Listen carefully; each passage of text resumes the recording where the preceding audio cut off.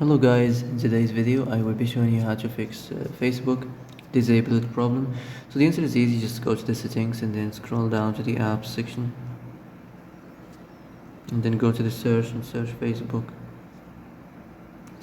and then go to the storage and here you will find this clear cache option. Click on it.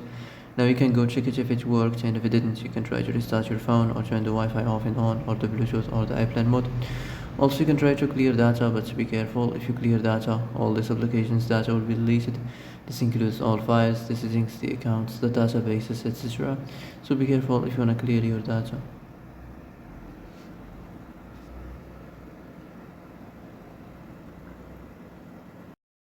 And that's it for today's video. I hope this is the answer you've been looking for. If you like this video, don't forget to like and subscribe, and see you in the next video. Thanks for watching.